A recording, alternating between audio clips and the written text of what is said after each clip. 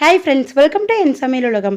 இன்றைக்கி நம்ம சேனலில் பார்க்க போகிறது ரொம்பவே யூஸ்ஃபுல்லான டிப்ஸ் வீடியோ தாங்க.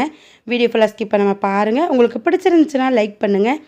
நம்ம சேனல் நீங்கள் சப்ஸ்கிரைப் பண்ணாமல் பார்த்துருந்தீங்கன்னா சப்ஸ்கிரைப் பண்ணிவிட்டு பக்கத்துக்கு பெல் ஐக்கானே கிளிக் பண்ணிக்கிங்க. இப்போ வாங்க வீடியோக்குள்ளே போகலாம். இன்றைக்கி டாய்லெட் பேசனில் இருக்கிற ரொம்ப அழுக்கான உப்பு கரையை ஈஸியாக ஒரு பொருள் வச்சு எப்படி க்ளீன் பண்ணலாம் தாங்க பார்க்க போகிறோம். அதுக்கு நான் இன்றைக்கி யூஸ் பண்ணுறது ஈனோ தாங்க. ஒரு பிளாஸ்டிக் பாக்ஸில் கொஞ்சமாக சோடா உப்பு, ஈனோ வந்து ஒரு பேக்கெட் சேர்த்திருக்கேன். கோலோ ஃப்ளவர் சேர்த்திருக்கேங்க. நீங்கள் எது வேணாலும் சேர்த்திக்கலாம். அந்த ஒரு பேக்கெட் அப்படியே உடச்சி உள்ளே போட்டுட்டு கொஞ்சமாக தண்ணி சேர்த்தி நல்லா கலந்து விடுங்க. தண்ணி சேர்த்துன உடனே இந்த மாதிரி பொங்கி வரும். நல்லா ஒரு தடவை அந்த உப்பையும் ஈனோவையும் நல்லா கலந்து விட்டு எடுத்துக்குங்க. இப்போ இதை வந்து இந்த டாய்லெட் பேசனுக்கு உள் பக்கமும் வெளிப்பக்கமும் ஃபுல்லாக நல்லா இந்த மாதிரி கலந்து விட்டு குலுக்கி ஊற்றி விட்டுருங்க. அந்த உப்பு வந்து கீழே படிஞ்சு இருக்குங்க. அதனால் நல்லா கலந்து விட்டு இந்த மாதிரி ஊற்றி விட்டுருங்க. ரொம்ப அதிகமாக தேவைப்படாதுங்க, ஒரு பேக்கெட்டே போதும்.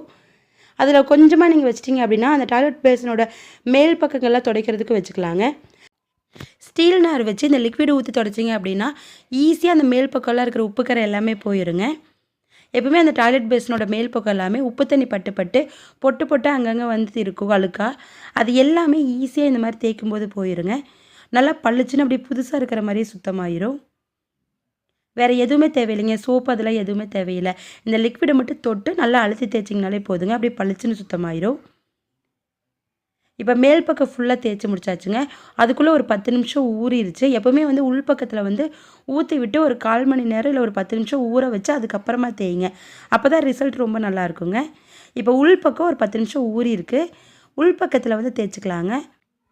லைட்டாக நீங்கள் தேய்க்கும் போதே அந்த கரை எல்லாமே ஈஸியாக போயிருங்க. உப்பு படிஞ்சு ரொம்ப கரையாக இருந்தால் கூட இந்த ஈனோ ஊற்றி நீங்கள் ஒரு 10 நிமிஷம் ஊற வச்சு தேய்ச்சிங்க அப்படின்னா பளிச்சுன்னு சுத்தமாயிருங்க.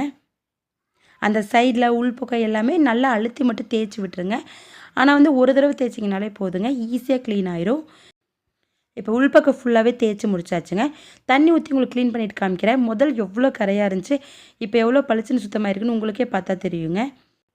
டாய்லெட் பேசனோட மேல் பக்கமும் சரி உள் பக்கமும் சரி இந்த ஈனோ ஒன்றை வச்சு தேய்ச்சிங்க அப்படின்னாலே அப்படியே பளிச்சுன்னு புதுசு மாதிரி சுத்தமாயிரும். உப்பு கரையாக இருக்குங்கிறக்காகவோ இல்லை கல்லுக்கு அதிகமாக இருக்குன்னு ரொம்ப நேரம் ஊற வச்சு அழுத்தி கஷ்டப்பட்டு தேய்க்க தேவையில்லைங்க. இந்த டிப்ஸ் நீங்கள் கண்டிப்பாக ட்ரை பண்ணி பாருங்கள் ஃப்ரெண்ட்ஸ். இந்த வீடியோ கண்டிப்பாக உங்களுக்கு யூஸ்ஃபுல்லாக இருக்கும்னு நினைக்கிறேன். இந்த வீடியோ உங்களுக்கு பிடிச்சிருந்துச்சுன்னா லைக் ஷேர் பண்ணிவிட்டு நம்ம சேனலை சப்ஸ்கிரைப் பண்ணிக்கிங்க. தேங்க்யூ.